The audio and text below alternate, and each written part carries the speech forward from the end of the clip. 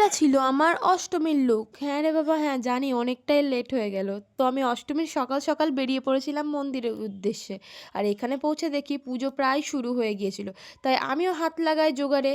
আর জানো তো আজকে এতটা গরম পড়েছিল, আমি পুরো ঘেমে স্নান হয়ে গিয়েছিলাম। দেন তারপর আমি সবার সাথে ছবি তুলি। ষষ্ঠী সপ্তমীতেও পুজো মনে হয় না, অষ্টমী আসলেই মনে হয় মা চলে এসছে। তারপর শুরু হয় অঞ্জলি, এবং অঞ্জলি দেওয়ার সময় মাকে এত সুন্দর করে ফুলটা অর্পণ করা হয় যে মন প্রায় জুড়িয়ে যায়।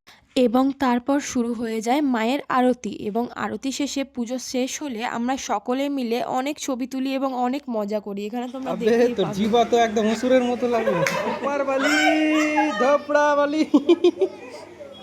এই বাবা, এ অসুরের মুখ, এ মুখ এদিকে সেম সেম রে। এবং এই আনন্দ মজার মাঝখানে আমরা শুরু করে দিই সন্ধি পুজোর জোগাড়। আর সারা পুজোতে না আমরা কোথাও যাই না, এই মন্দিরটাতে এখানে থাকি এবং সকলে মিলে অনেক মজা করি। যদিও বা এবার পুজোয় আমি মালদায় ঘুরতে গিয়েছিলাম, কিন্তু বেশিরভাগটাই ছিলাম এই মন্দিরে। আমাদের জোগাড় শেষ হতে হতে মাকে মালা অর্পণ করা হয় এবং তারপরে শুরু হয় সন্ধি পুজো, এবং এখানেও আমরা অনেক আনন্দে পুরীর জন্য।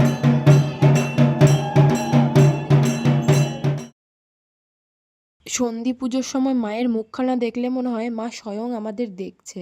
দেন তারপরে শুরু হয় আমাদের সন্ধি পুজোর অঞ্জলি, এবং অঞ্জলি দেওয়ার পর আরতি হয়।